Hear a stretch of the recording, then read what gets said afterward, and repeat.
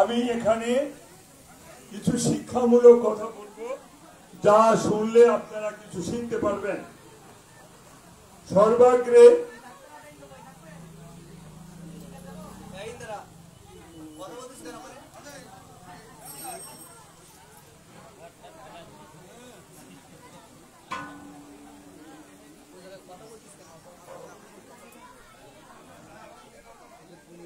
এই যে শোনেন, আপনারা কথা বলবেন না, একটু নীরব থাকুন। যা বলবেন অত কথা বললে কি?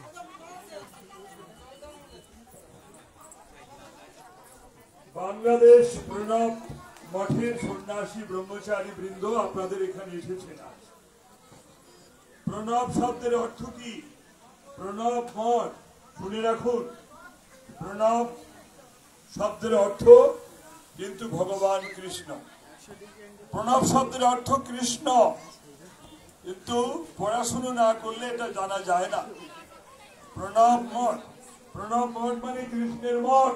এই যে গল্প করছে, হ্যাঁ, আমি ভুল বলে থাকি পরে আমার সাথে কথা বলবেন। প্রণব মঠ মানে কৃষ্ণের মঠ। প্রণব শব্দের অর্থ কিন্তু কৃষ্ণ। প্রণব শব্দের অর্থ ওঙ্কার। গীতার সপ্তম অধ্যায় 8 নম্বর শ্লোক পড়ে দেখবেন, এই প্রণব নামটি আছে।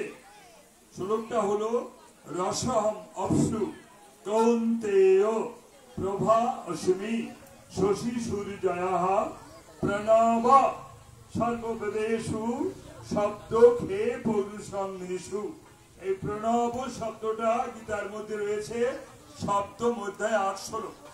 এটার অর্থ কি? ভগবান বলছেন রসহম অপসু কৌন্তেয়।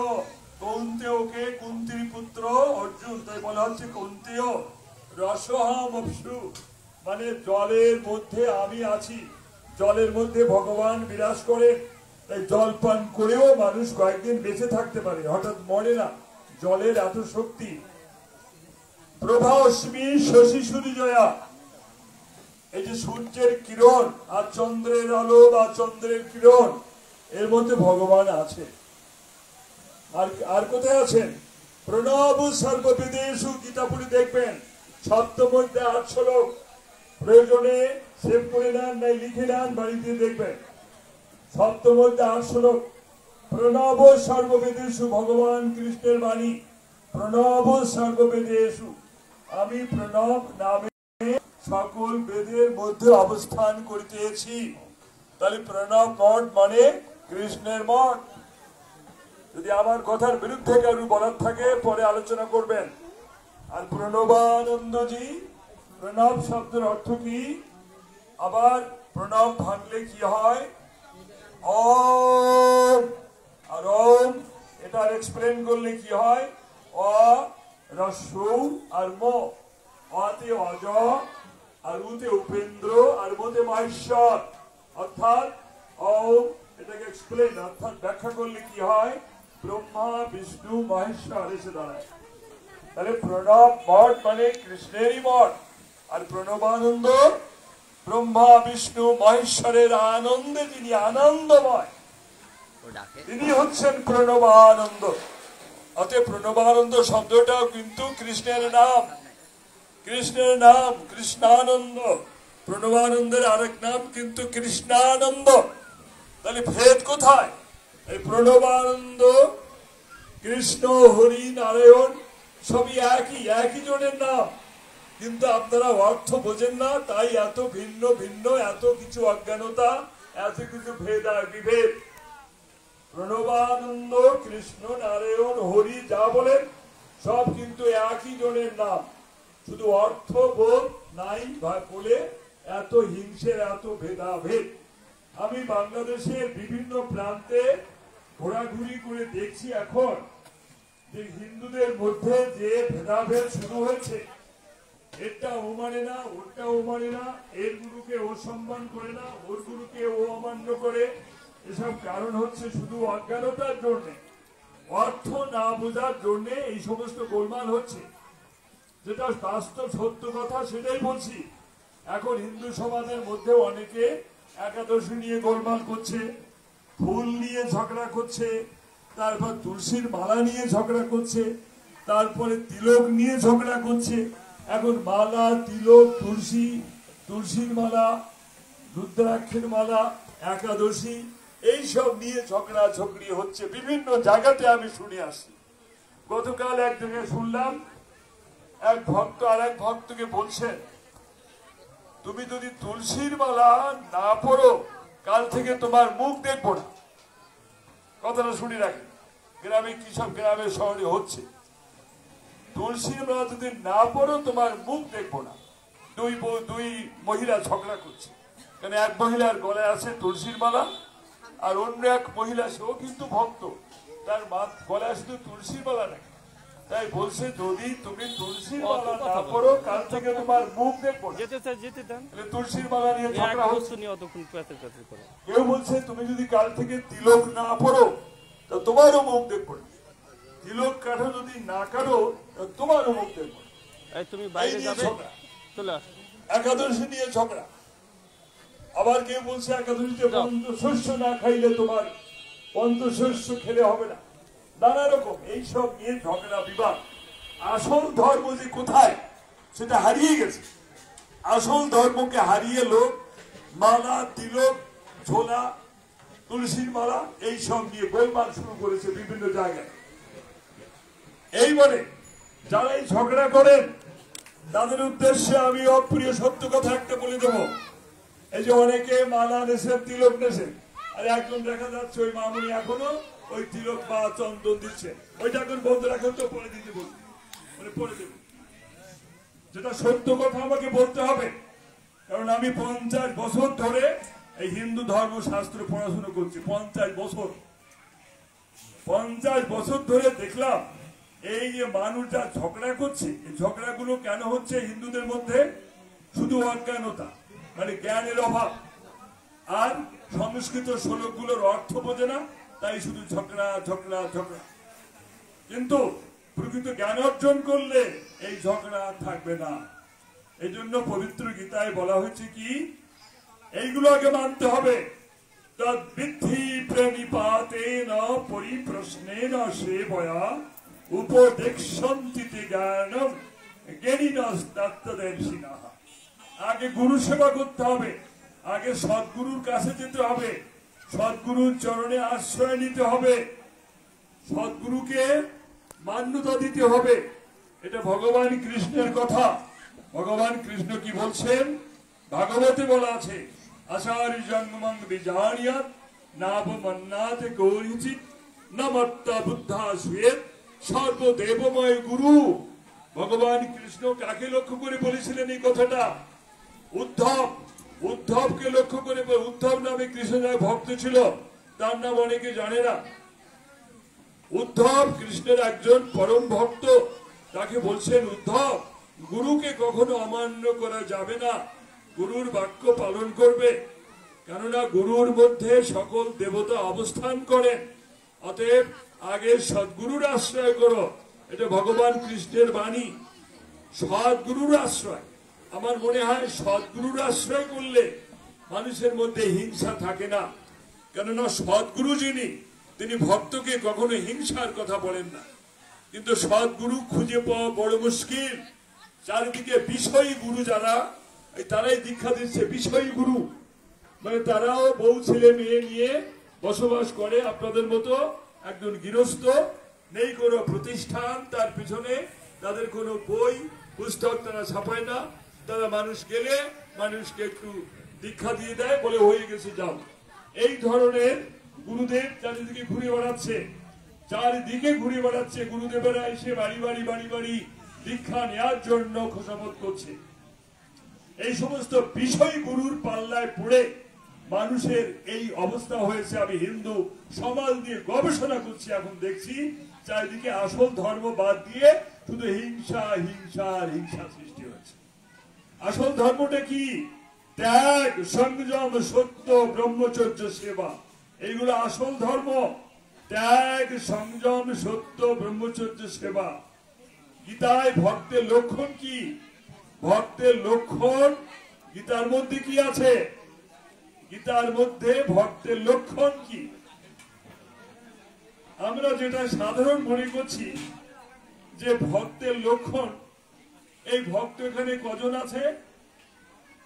আমাদের সাধারণ জ্ঞানে এই যারা আমরা গেরুয়া পড়েছি অনেকে মনে করছেন এই 3 জন সাধু, আর যাদের কপালে তিলক আছে বা তুলসীর মালা আছে কেউ কেউ মনে করছে যে এই লোকটা একটু ধর্মাচরণ করে, ওই তিলক পড়েছে, তুলসীর মালা নিয়েছে। আর যারা তুলসীর মালা নেয়নি, যারা গেরুয়া কাপড় পরে নাই, যারা মালা তিলক কাটে নাই, এইগুলোকে অনেকে ভক্ত মনে করে না। আমি যা বলছিলাম সত্য কথা কিনা বলেন তো, সত্য কথা কিনা? ওই অনেকে মাথা ঢুকতে, কিন্তু কথা হচ্ছে কি জানেন, গীতার পড়ে দেখুন, গীতার মধ্যে ভক্তি যোগ নামে একটা যোগ আছে। ভক্তি যোগ দ্বাদশ অধ্যায় বলা হয়। ভক্তি যোগে ভগবান ভক্তের কি কি লক্ষণ তা প্রকাশ করেছেন। ভক্তের লক্ষণ কি হবে গীতার মত, আমার কথাগুলো ভালো করে শুনবেন।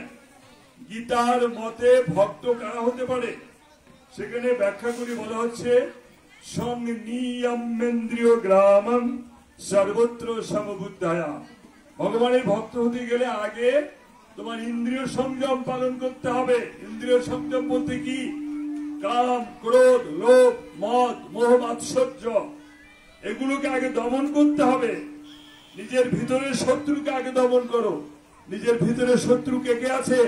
কাম, বুঝতে পারছেন? ক্রোধ মানে হঠাৎ করে রেগে ওঠা, লোভ একটার পর একটা চাই, এটা চাই, ওটা চাই, এটা চাই, কাম, ক্রোধ, লোভ, মদ, এই মৎস্যরব্দ অহংকার, মোহ মানে অজ্ঞানতা বা ভোগাসক্তি, আর মাৎসর্য মানে পরশ্রী কাতরতা, অন্যের ভালো দেখে সহ্য হয় না।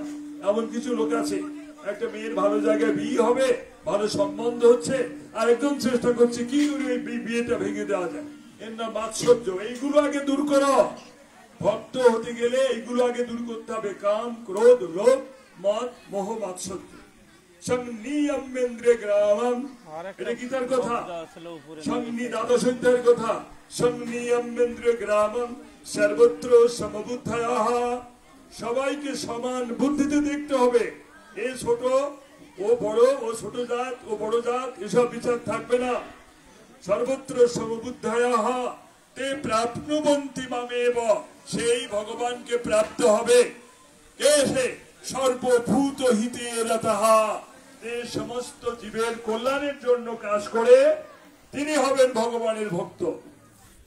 এইবার প্রণব মঠের এই সাধুদেব বা প্রণব মঠের প্রতিষ্ঠাতা যিনি প্রণবানন্দজি, তার জীবনটা দেখুন, গীতার সাথে মিলিয়ে নেন। সংনিয়মেন্দ্রিয় গ্রামম, ইন্দ্রিয়গণকে সংযত করো। প্রণব মঠের মহান প্রতিষ্ঠাতা প্রণবানন্দজি আজীবন সংযমী পুরুষ, আজীবন সংযমী। তার মা কোনোদিন তার মুখে একটু মাছ দিতে পারেনি। শিশুকালে যখন একদিন মা তার মুখে একটু মাছ দিতে চেষ্টা করেছিলেন, সঙ্গে সঙ্গে বমি হয়ে গিয়েছিল। গুরু মহারাজ প্রণবানন্দজি আর জোর করে কেউ তাকে মাছ খাওয়াতেই পারেনি। অতএব বাল্যকাল, শিশুকাল থেকে তিনি সংযমী। সংনিয়মেন্দ্রিয় গ্রামম, এবং তিনি কাম, ক্রোধ, লোভ, মদ, মোহ, মাৎসর্য সকল ষড়রিপুকে তিনি দমন করেছেন। আর কি করেছেন? সংনিয়মেন্দ্রিয় গ্রামম সর্বত্র সমবুদ্ধায়াঃ। প্রণবানন্দজি সবাইকে সমান বুদ্ধিতে দেখেছেন, সবাইকে সমান ভাবে দেখেছেন। তার কাছে ছোট বড় ছিল না। তাই তিনি বলেছেন, আমি হিন্দু মিলন মন্দির করব। হিন্দুদের মধ্যে এ ছোট জাত, ও বড় জাত, এ সমস্ত থাকবে না। তিনি তা পালন করেছেন। তার যখন রান্না হয়, অন্নকূট ভোগ হয়, সর্বশ্রেণীর হিন্দু রান্না করে ভোগ দিতে পারে, কি নারী কি পুরুষ। এমনকি হিন্দু ধর্মের বাইরে যারা আছে, মধ্যে একটা ভক্তি শ্রদ্ধা হয়, তার জন্য যদি নিয়ে আসেন, তা তিনি গ্রহণ করেন। তাই সর্বত্র সমবুদ্ধায়াঃ এই নীতি পালন করেছেন গুরু মহারাজ। আর কি করেছেন? সর্বভূত হিতের রতা, সবার মঙ্গলের জন্য কাজ করেছেন। তাই তিনি প্রণব মঠ ভারত সেবাশ্রম সংঘের মাধ্যমে সারা বিশ্বে মানুষের সেবা করে যাচ্ছেন, এবং জাতি ধর্ম নির্বিশেষে। সেখানে কোনো ছোট জাত, বড় জাত এবং জাতির মধ্যে কোনো পার্থক্য নেই। সবাইকে তিনি ভালোবেসেছেন। সর্বভূত হিতের রতঃ। আবার শোনেন তাহলে, সংনিয়মেন্দ্রিয় গ্রামম মানে ইন্দ্রিয়জ্ঞানকে সংযত করো।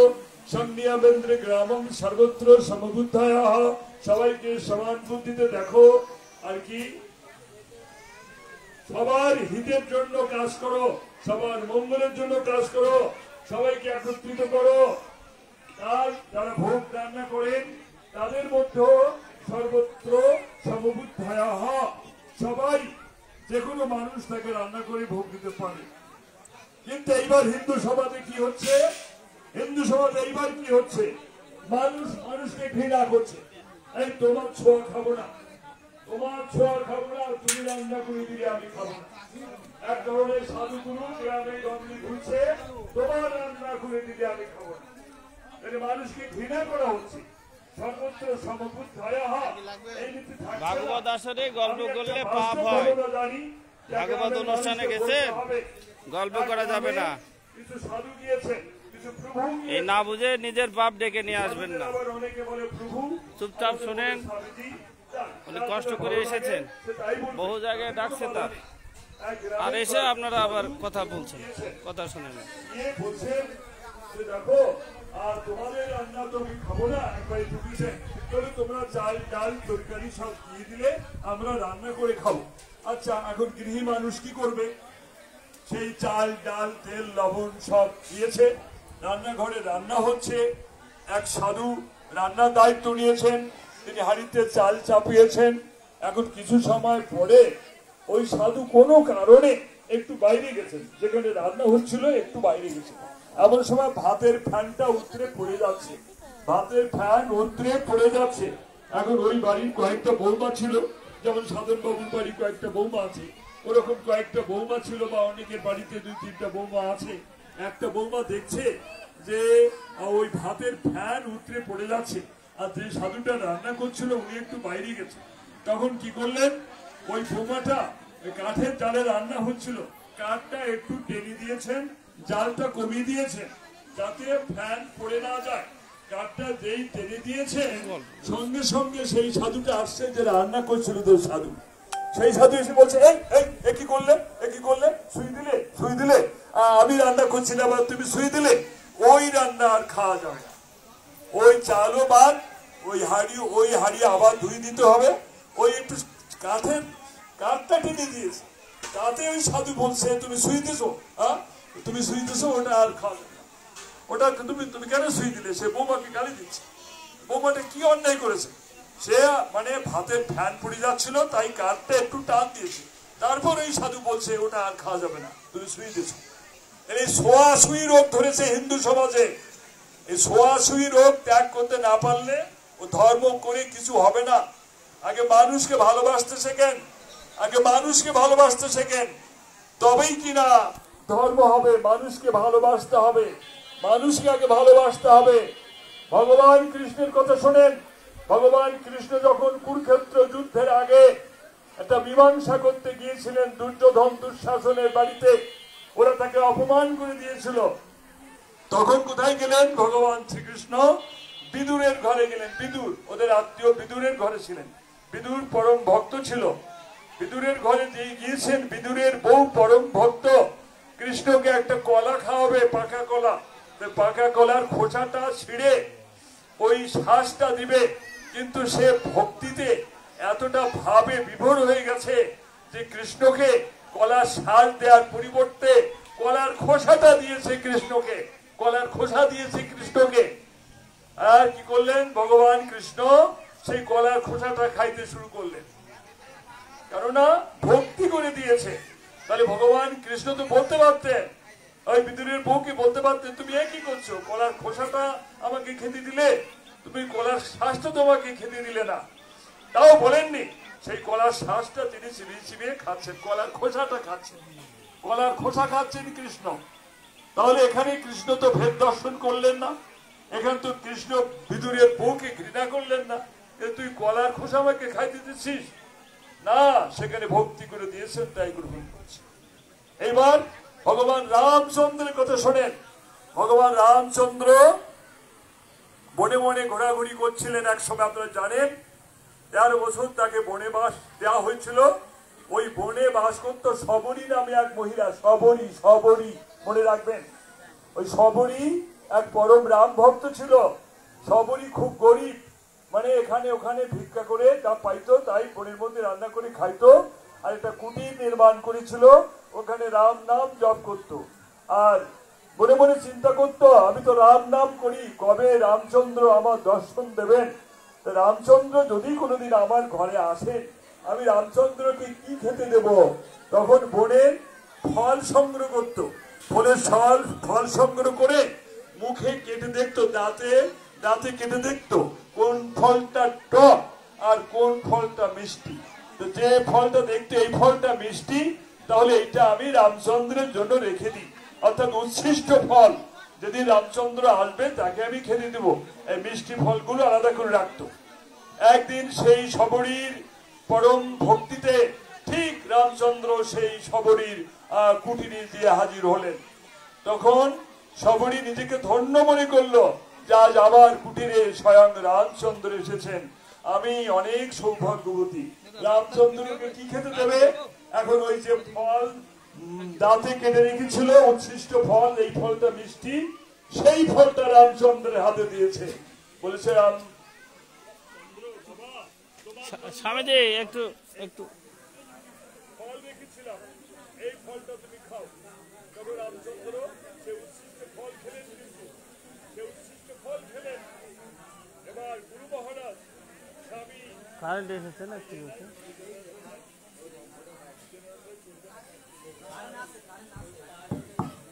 ঠিক আছে, তাহলে কি বললাম? রামচন্দ্র কি খেলেন? শবরীর উচ্ছিষ্ট ফল খেলেন।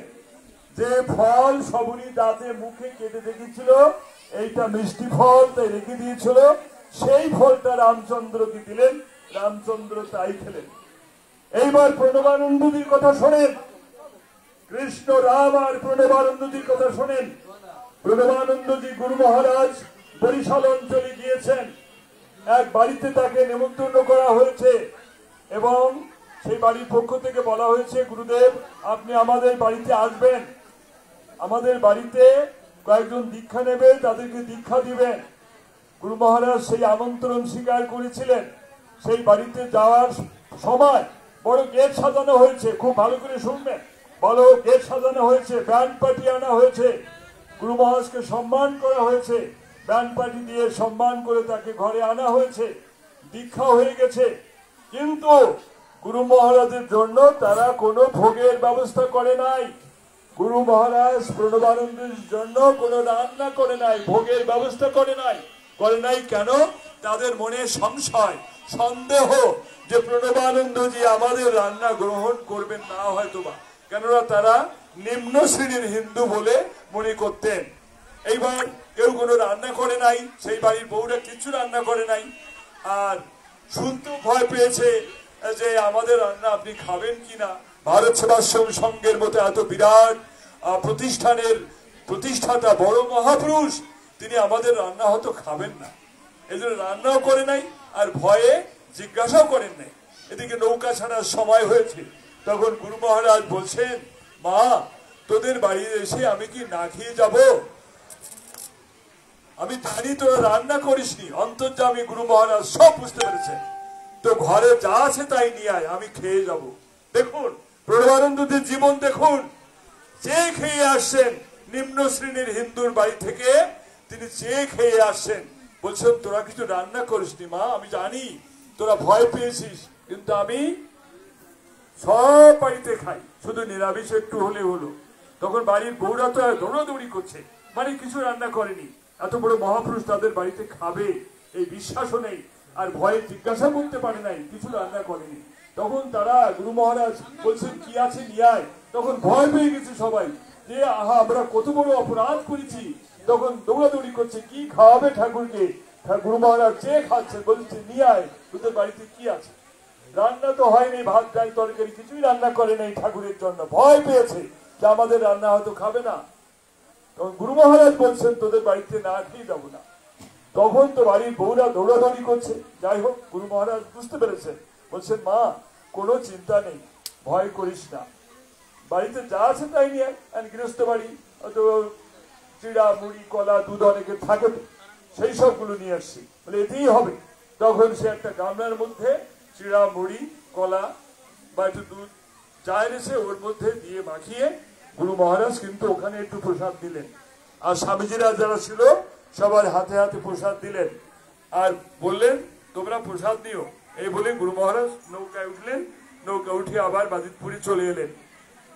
এটা বাস্তব ঘটনা। স্বামীজিরা আশ্চর্য হয়ে গেলেন, গুরু মহারাজ কিভাবে একটা বাড়িতে চেয়ে খেয়ে আসলেন, এই দৃশ্য তারা কেউ দেখেনি। আর এখনকার অনেক সাধু সন্ন্যাসী কেমন হয়েছে, তোর বাড়ি খাবো না, তোর ছোঁয়া খাবো না, তুমি মাছ খাও, তুমি রান্না করে দিলে আমার খাওয়া হবে না, সে খাবে না। এই যে অস্পৃশ্যতা, মানুষকে ঘৃণা, গ্রামে গ্রামে শুরু হয়েছে মানুষকে ঘৃণা করা, অর্থাৎ তোমার রান্না আমি খাবো না। এই সব সাধু যারা শুয়ে দিলে নষ্ট হয়ে যায়, ওই সব সাধু মানুষের কি কল্যাণ করবে? আমি জিজ্ঞাসা করি যেসব সাধু শুয়ে দিলে নষ্ট হয়ে যায়, এর ছোঁয়া খাবো না, ওর ছোঁয়া খাবো না, এই সব সাধু সমাজের কি কল্যাণ করবে? এইসব সাধুগুলো সমাজে হিংসা সৃষ্টি করছে। আমার এটা গবেষণা, যে হিংসা ছিল না, কৃষ্ণ আর শিবে হিংসা ছিল না। এই সব অজ্ঞ অশিক্ষিত বা অল্প শিক্ষিত বা শিক্ষিত হলেও অজ্ঞান এই গুরুরা এই হিংসা শিখাচ্ছে। তাহলে এটা কেন ঘটলো?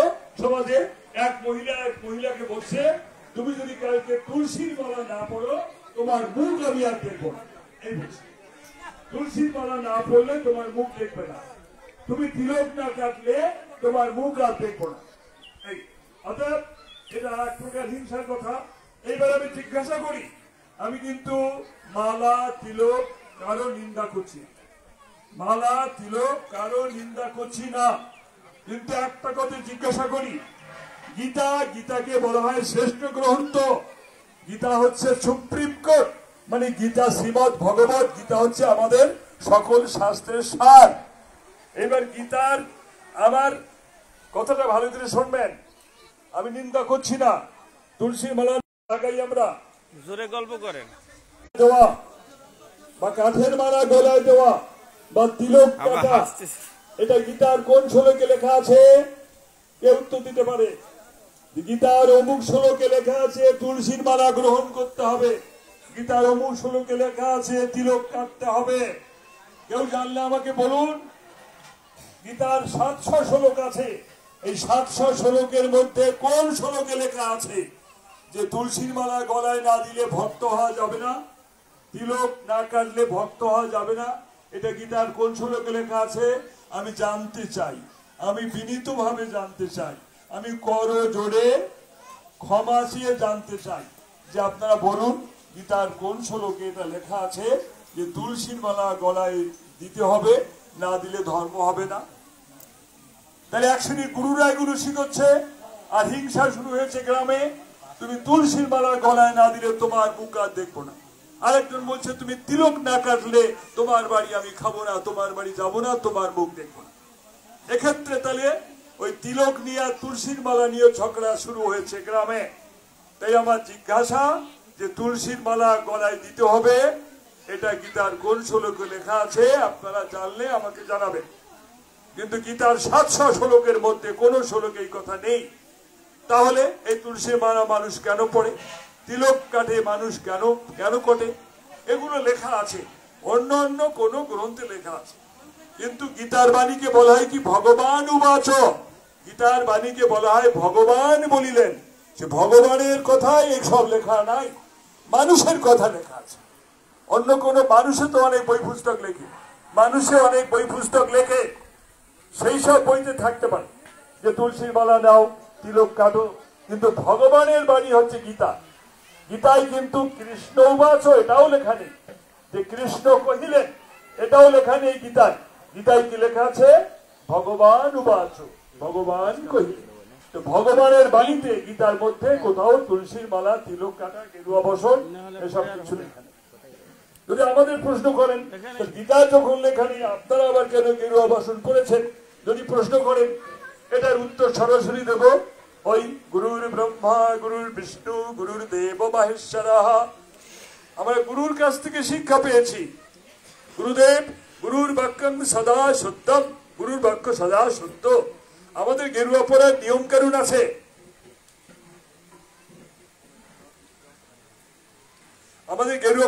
নিয়ম আছে, 12 বছর থেকে 18 বছর এই আশ্রমে থাকতে হবে, নিরামিষ খেতে হবে, নানা রকম নিয়ম কানুন মানতে হবে। তারপরে গুরুদেব স্বয়ং নিজে হাতে আমাদের গেরুয়া দেবেন, তখন আমরা গেরুয়া পড়তে পারি, তার আগে নয়। নাম কীর্তনের জল দেই দেখেছেন যে দোকানদারি করে, মুদির দোকান ব্যবসা করে, মাছের ব্যবসা করে, নানা কাজ করে নাম কীর্তন করতে দেখেছেন। কত 20,000 10,000 দিতে হবে, সঙ্গে সঙ্গে তারা গেরুয়া কাপড় ব্যাগের মধ্যে থাকে, গেরুয়া কাপড় পরে হরিনাম সংকীর্তন করলো, পদাবলী কীর্তন করলো, আপনারা 10,000 20,000 টাকা দিয়ে দিলেন, আর বাড়ি যাওয়ার সময় সব গেরুয়া কাপড় বাদ দিয়ে আবার প্যান্ট শার্ট পরে সব চলে যাচ্ছে। ওই গেরুয়া পরার আমাদের গেরুয়া পরার মধ্যে পার্থক্য আছে, কিন্তু সাধনা তপস্যা করে তবে এই গেরুয়া কাপড় পরতে হয়েছে। তাই আমরা গেরুয়া কাপড় পরেছি গুরুর বাক্যং সদা সত্যম, গুরুর বাক্য অনুসারে। আর সনাতন ধর্ম কারে বলে? সনাতন ধর্মের বাণী শুনলে মানুষের কাছে হিংসা থাকে না। যে ধর্ম পূর্বে ছিল, যে ধর্ম বর্তমানে আছে, আর যে ধর্ম পরে থাকবে, সেই ধর্মের নাম সনাতন ধর্ম। যদি আপনাদের কেউ জিজ্ঞাসা করে সনাতন ধর্ম কাকে বলে, বলবেন যে ধর্ম পূর্বে ছিল, বর্তমানে আছে, পরে থাকবে, যার কোনো ক্ষয় নেই, সেটা সনাতন ধর্ম। সনাতন ধর্ম বিশ্বের সবচেয়ে প্রাচীন ধর্ম। যদি কেউ বলে সনাতন ধর্ম কবে কত সালে হয়েছিল, এর উত্তরটা কি? যদি জিজ্ঞাসা করি চন্দ্র সূর্য গ্রহ নক্ষত্র আলো বাতাস সমুদ্র কত সালে সৃষ্টি হয়েছিল, কেউ বলতে পারবে? কারুর বলার ক্ষমতা নেই, বড় বড় বিজ্ঞানীদের বলার ক্ষমতা নেই। কোন বিজ্ঞানী বলছেন, কেউ বলছেন 200 কোটি বছর আগে পৃথিবীতে জল বায়ু সব সৃষ্টি হয়েছে। আবার কোন বৈজ্ঞানিক বলছেন না না, আরো আগে, অর্থাৎ কোটি কোটি বছর পূর্বে যখন পৃথিবীতে জল বায়ু মাটি অগ্নি এসব সৃষ্টি হয়, তখন থেকেই সনাতন ধর্মের সৃষ্টি। এর প্রমাণ কি? হিন্দুরা আজও অগ্নিকে দেবতা মনে করে। এই যে একটু আগেই যজ্ঞ সাজানো হয়েছে, আর একটু পরেই কি হবে, ওখানে অগ্নি জ্বালিয়ে দিতে হবে। অগ্নি জ্বালিয়ে দিয়ে আমরা ওখানে আহুতি দেব, ওইখানে কিন্তু অগ্নিকে আমরা দেবতা জ্ঞান করি। তাহলে এই হিন্দুরা অগ্নিকে দেবতা জ্ঞান করে, হিন্দুরা জলকে মা গঙ্গা বলে প্রণাম করে, এমনকি জলের লক্ষ্য করে ওখানে আরতিও করা হয়। আমাদের বাংলাদেশে শুরু হয়েছে, খুলনা আশ্রম বড় নদীর ধারে, ওখানে গঙ্গা পূজা হয়েছে। হিন্দুরা সূর্যের প্রণাম করে, সূর্যদেবকে দেবতা মনে করে, চন্দ্রকে ওরকম দেবী মনে করে। তো এই জন্যে হিন্দু ধর্মকে বলা হয় বিশ্ব প্রকৃতির ধর্ম, সবচেয়ে প্রাচীন ধর্মের অনুসারী আপনারা বর্তমান কালে হিন্দু নামে পরিচিত হয়েছেন। হিন্দু হিন্দু আবার কারে বলে? হীনং দোষায়তি ইতি হিন্দু। যিনি হীন কাজ করেন না, অর্থাৎ অন্যায় কাজ করেন না, তিনি হচ্ছেন হিন্দু। তাহলে আপনাদের ছেলে মেয়েদেরকে আপনারা বলবেন যে বাবা হীন কাজ করো না, অন্যায় কাজ করো না, কেন তুমি তো হিন্দু ঘরে জন্মগ্রহণ করেছো। হিন্দু কারে বলে? যে হীন কাজ অন্যায় কাজ করে না, তাকে বলে হিন্দু। তাহলে আমাদের প্রকৃত হিন্দু হতে হবে।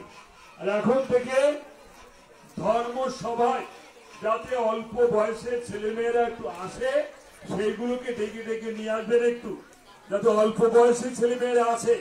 আচ্ছা, আমি কিন্তু শুনবো এখানে ছাত্র ছাত্রী কয়জন আছে? হাত তোলো।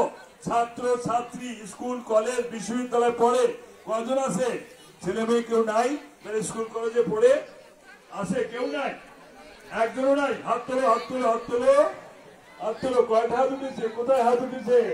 কয়টা হাত? গুলি গুলি বলো। 1 2 3 4 5 6 7 8 9 10 11 স্কুল কলেজ বিশ্ববিদ্যালয় পড়ে ছেলে মেয়ে, স্কুল কলেজ বিশ্ববিদ্যালয় পড়ে ছেলে মেয়ে কয়জন আসছে? কয়জন আছে? 20 এর পার আছে, 20 30। আচ্ছা, 20 জন, তাও 20 জন পার হয়েছে। হ্যাঁ, 30। আসে, আমরা কয়েকদিন আগে মাগুরায় গিয়েছিলাম, মাগুরায় এক ধর্মসভায়। সেখানে হাত তোলা লোক পাইনি। যে স্কুল কলেজে পড়ো কারা কারা হাত তোলো তো? হাত উঠে নাই।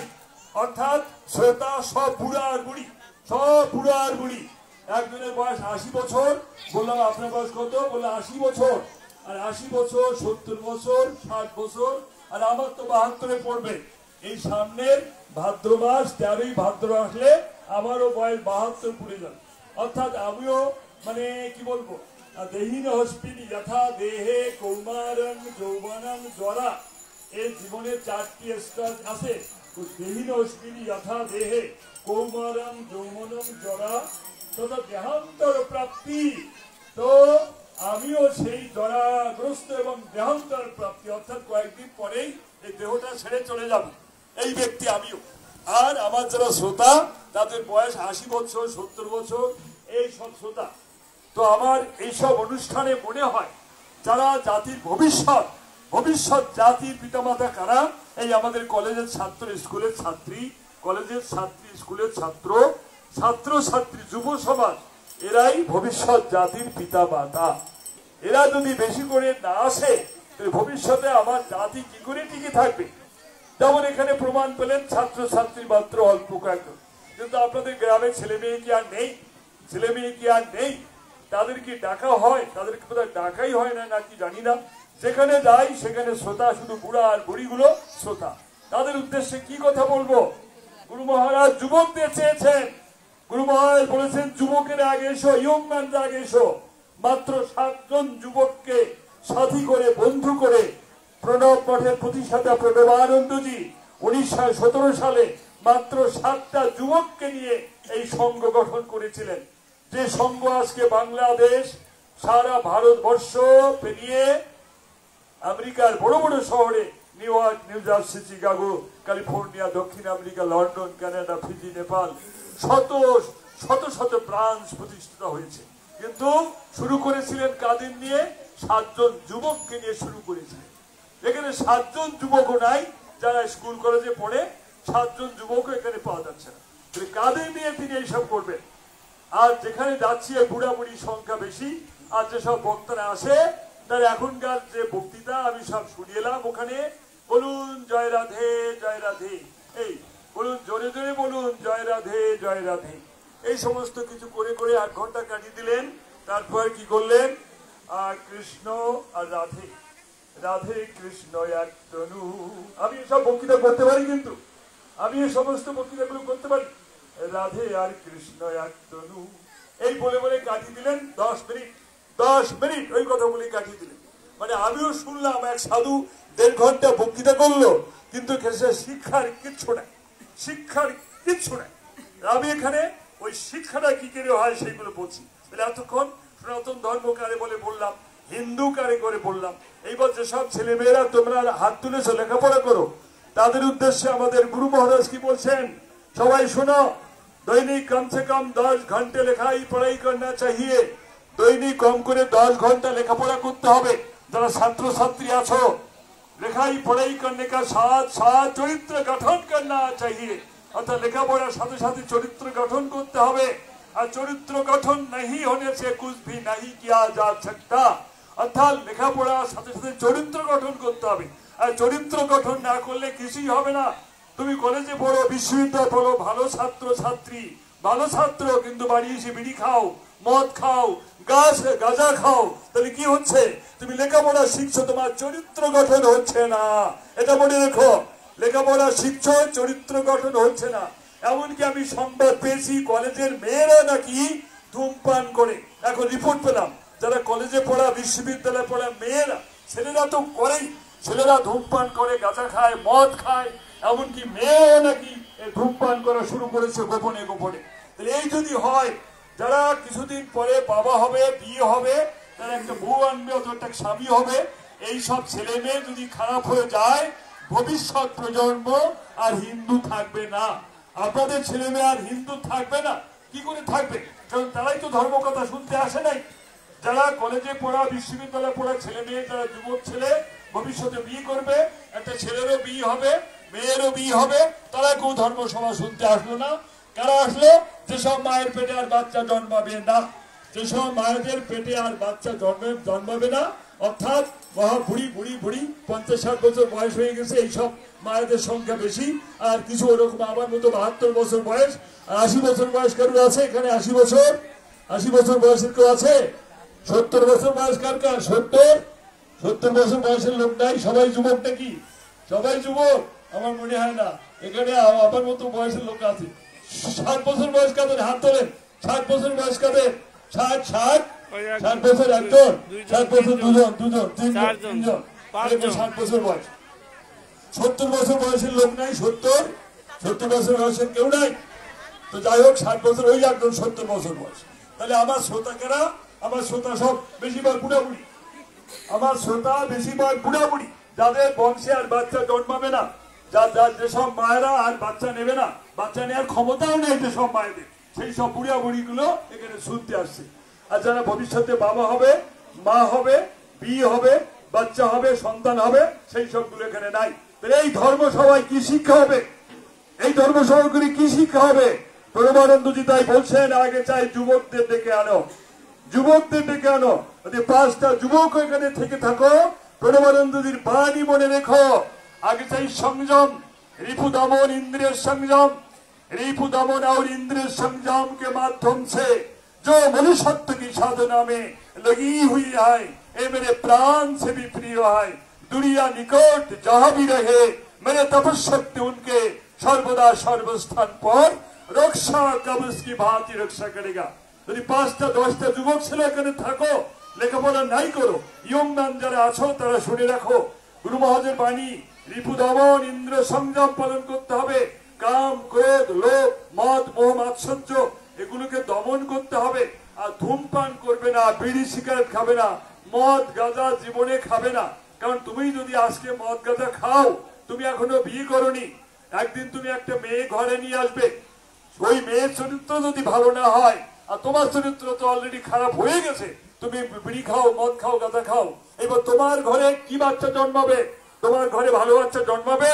একজন হিন্দি কথা বলে এরকম সাধু বলছেন, যদি গৃহস্থ आश्रम में गृह नर नारियों को चरित्र भ्रष्ट हो जाए तो इस पर गृहस्थ आश्रम में भेड़, कुत्ता, बकरी जन्म लेंगे। एक हिंदी वाला साधु बोलছেন, যদি গৃহস্থ লোকেরা খারাপ হয়ে যায়, মা বাবা খারাপ হয়ে যায়, এরপর গৃহস্থ বাড়ি আর ভালো সন্তান জন্মাবে না। গৃহস্থ বাড়ি এই ভেড়া, কুত্তা, বকরি জন্মাবে। বকরি, বকরি মানে বুঝো তো? বকরি, বকরি মানে কি জানো? বকরি মানে কি? বকরি মানে জানো না? বকরি মানে ছাগল। তো বলছে এরপর গৃহস্থ বাড়িতে ছাগল জন্মাবে, বকরি ভেড়া, ভেড়া মানে ভেড়ার বাচ্চা হবে, এর মায়ের পেটে ভেড়া, ভেড়া জন্মাবে, ছাগল জন্মাবে। এইসব বলছেন, এরপর মায়ের পেটে আর ভালো সন্তান জন্মাবে না। কেননা যারা মা হবে তারা খারাপ হয়ে যাচ্ছে, তারা বিড়ি খাচ্ছে, মদ খাচ্ছে। আবার অনেক মেয়ে কলেজে পড়ে, বিশ্ববিদ্যালয়ে পড়ে। সেদিনকার ঘটনা, এক মেয়ে একা একা চলে যায় সাতক্ষীরা কলেজে পড়তে, একা একা চলে যায় ইউনিভার্সিটি পড়তে। মোবাইল তো আছে, মায়ের কাছে মেসেজ পাঠিয়ে দিয়েছে, মা আমাকে আর খোঁজ করিও না, আমি অমুককে ভালোবাসিতাম, তাহার সাথে চলিয়া যাইলাম, বাস।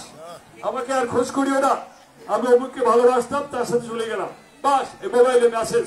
তাও আর হিন্দু ছেলের সাথে যায়নি, অন্য ছেলের সাথে চলে গেছে, অন্য ধর্মের সাথে চলে গেছে। মেয়েদের চরিত্র কি হচ্ছে, এই সব তো কোথাও আলোচনা হয় না, এসব আলোচনা হয় না। যার জন্য ধর্ম সভা করেও কেমন কোনো কাজ হচ্ছে না। আর যদি 100 যুবক ছেলে থাকতো, 100 ছেলে বলতো, 100 মেয়ে যদি বলতো যে আমি কলেজে পড়ি, স্বামীজি আমি স্কুলে পড়ি, তাহলে আমার বক্তৃতা করা একটু সার্থক হতো, মনে হয় একটু কাজ হলো।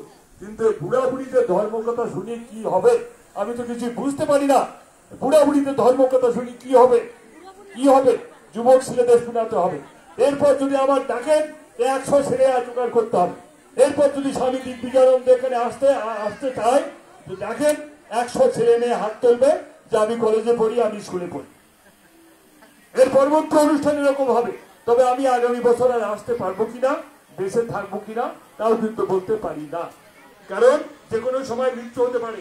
আমাদের গুরু মহারাজ মৃত্যু চিন্তার কথা বলেছেন, যদি इसी क्षण मेरे मृत्यु हो जाए तो चितारूपी शज्जा पर 2 मुष्टि भस्म के अतिरिक्त कुछ भी नहीं किया जा सकता।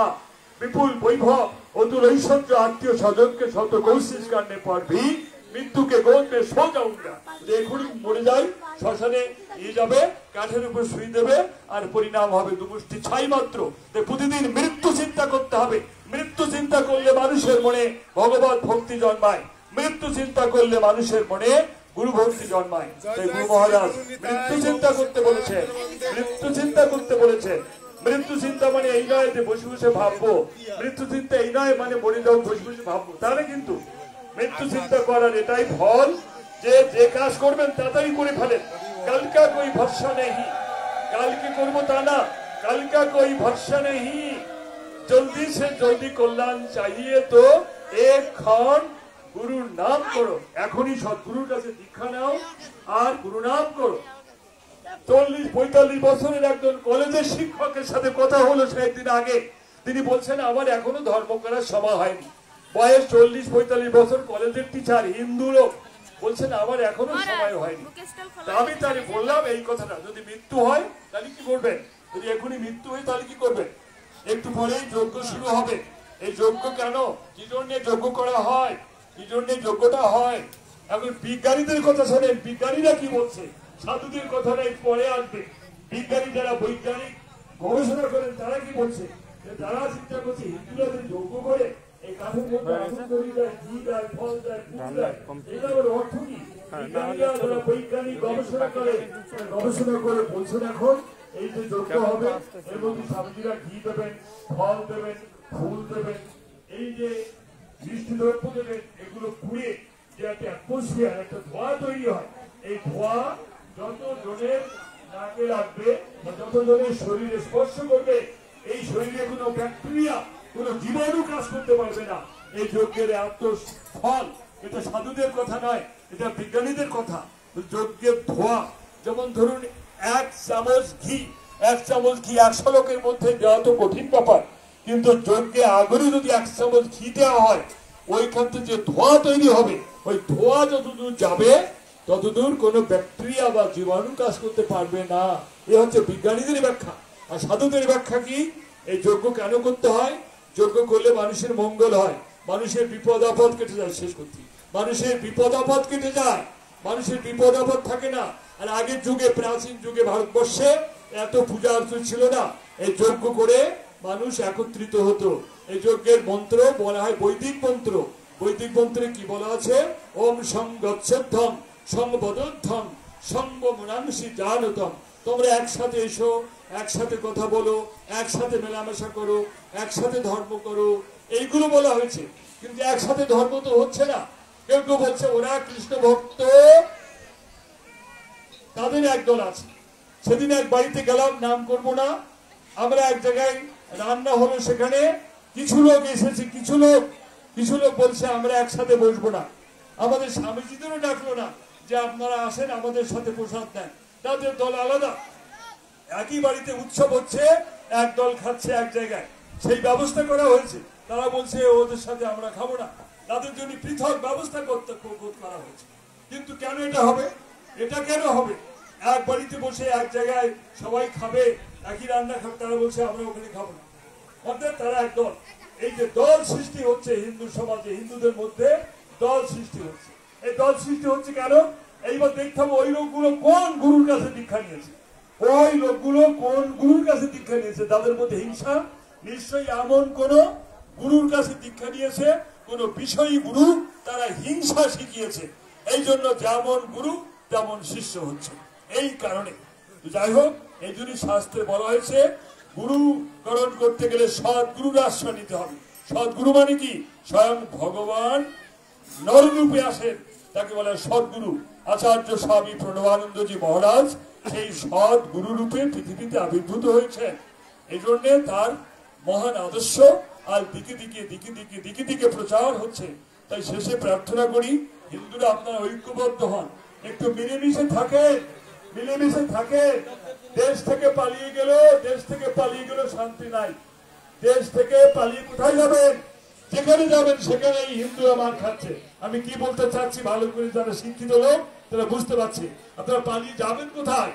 যেখানে পালিয়ে যাবেন সেখানে গোলমাল, সেখানে হিন্দুরা মার খাচ্ছে, সেখানে হিন্দুর ঘর বাড়ি পোড়ানো হচ্ছে। আপনারা পালিয়ে যাবেন কোথায় বলুন? অতএব ভগবানকে আশ্রয় করুন। গুরু গোবিন্দ বিনা নিরাপত্তা দেনে ওয়ালা ইস বিশ্ব ব্রহ্মাণ্ড মে কই নেই হায়। আপনারা বলছেন এদেশে নিরাপত্তা নাই। নিরাপত্তা কে দেবে? যারা নিরাপত্তা দেবে বলে তাদের নিরাপত্তা আছে, তাদের নিরাপত্তার অভাব আছে। তাই শেষে বলি যে নিরাপত্তা দেনে ওয়ালা गुरु गोविंद के बिना निरापत्ता देने वाला विश्व ब्रह्मांड में कोई नहीं है। निरापत्ता जाबेन कार काछे? আপনি গুরুর কাছে বলেন, আপনি গোবিন্দের চরণে বলেন, গুরুর চরণে বলেন, গোবিন্দের চরণে বলেন, হে গুরু, হে গোবিন্দ, আমাদের রক্ষা করো, আমাদের রক্ষা করো, আমাদের রক্ষা করো। এক গুরু চরণে, গোবিন্দের চরণে নিরাপত্তার জন্য প্রার্থনা করেন। তাছাড়া নিরাপত্তা দেনে বলা কই নেই হয়। তাই গুরু মহারাজ স্বামী প্রণবানন্দজির একটা আশ্বাস বাণী শুনিয়ে আমি শেষ করছি। স্বামী প্রণবানন্দজি কি আশ্বাস দিয়েছেন? मेरे प्रति संपूर्ण निर्भर रहकर वीर भाव से पृथ्वी पर आगे बढ़ो, डर मत करो, मैं तुम्हारा रक्षा के लिए उद्धत त्रिशूल हाथों में तुम्हारा पीछे पीछे रहेगा। आज जो महापुरुषের আসন এখানে প্রতিষ্ঠা করেছেন প্রণব মঠ ভারত সেবা সংঘের মহান প্রতিষ্ঠাতা সৎ গুরু স্বয়ং ভগবান আচার্য স্বামী প্রণবানন্দজি কি বলছেন? আমার প্রতি বিশ্বাস রাখো আর বীর ভাবের সম্মুখে এগিয়ে চলো, কোনো ভয় করো না। যদি আমার নাম জপ করো, আমাকে মনে রাখো, আমি তোমার পিছে পিছে উদ্ধত ত্রিশূল হাতে তোমাকে রক্ষা করব। তাই আজও আমরা এই গেরুয়া পরা সন্ন্যাসীরা পাগড়ি বেঁধে বাংলাদেশের এ প্রান্ত প্রান্ত ঘুরে বেড়াচ্ছি। যদি আমাদের গুলি করে মেরে দেয়, মারবে। যদি আমাদের গুলি করে মেরে দেয়, মারবে। আমরা এই সাহস নিয়ে এখনো চলছি। এই গেরুয়া পরা লোকেরা তো আর পালিয়ে দিতে পারবেন না। আপনারা যারা প্যান্ট শার্ট পরে আছেন তারাও তো বাড়াতে পারবেন, কারণ তারা হিন্দু কি অন্য জাতি বোঝা যাচ্ছে না। আর আমাদের যেসব মায়েদের হাতে শাখা আছে, যেসব মায়েরা শাখা পরে, ওই শাখা দিকে মনে হয় এই মহিলাটা হিন্দু, এই মহিলাটা হিন্দু। আর প্যান্ট শার্ট পরে লোক দেখে তো বোঝা যায় না যেটা হিন্দু কিনা। আর আমরা হলো মার্কা মারা হিন্দু, একেবারে গেরুয়া পড়া। আর বাংলাদেশের প্রান্ত প্রান্ত পাগড়ি বেঁধে ঘুরছি, এটা হিন্দু যাচ্ছে, যে ওরা গুলি করে মেরে দিতে পারি, যে কোনো সময় আমাদের গুলি করে মেরে দিতে পারি। কিন্তু আমরা ভয় করছি না, কারণ এদেশে আমি ওখানে বসে আছি। এখন হিন্দুরা আমাদের ডাকছে, স্বামীজি আসুন, মাইকে আমাদের গ্রামে আসুন, এই ধর্ম কথা শোনা। এই আমরা এ প্রান্ত প্রান্ত ঘুরছে, গেরুয়া খবর পড়ি। আমাদের মেরে যাবে, মৃত্যু যার হাতে আসে সে মৃত্যু হবে। আমরা মৃত্যু ভয় করবেন না, গুরুর শরণাপন্ন হন, গোবিন্দের শরণাপন্ন হন নিরাপত্তার জন্য। বলো গুরু মহারাজ জি কি, বলো আচার্য স্বামী প্রণবানন্দজি মহারাজ জি কি, সনাতন হিন্দু ধর্ম কি কোথায়। আচ্ছা, বক্তৃতা তো শেষ করলাম। এখন বক্তৃতা, আমার বক্তৃতাগুলো লেখা আছে একটা বইয়ের মধ্যে। আমরা কিছু কিছু বই পুস্তক নিয়ে এসেছি আপনাদের জন্য। একটা বই কিনলে না অনেক শিক্ষা লাভ করতে পারবেন। ওখানে কোনায় বুক স্টল আছে, অল্প দামের বইও আছে, 20 টাকা 30 টাকা দাম, বেশি দাম। এই বই যদি একটা কিনে নেন, আপনার ছেলেমেয়েরা অনেক কথা শিখতে পারবে, গীতার কথা শিখতে পারবে, পূজা শিখতে পারবে। ওই বুক স্টল অর্থাৎ বইয়ের একটা স্টল করা হয়েছে, ওখানে একটা করে বই নিয়ে যাবেন। যে ধর্মসভায় গিয়েছিলাম কি নিয়ে এলাম, একটা করে বই নিয়ে যান, নিতে পারবেন। একটা করে বই নিলে অনেক শিক্ষা হবে। এরপর স্বামীজিরা যজ্ঞ করবেন। এই যজ্ঞের মাধ্যমে আমরা একত্রিত হতে পারবো।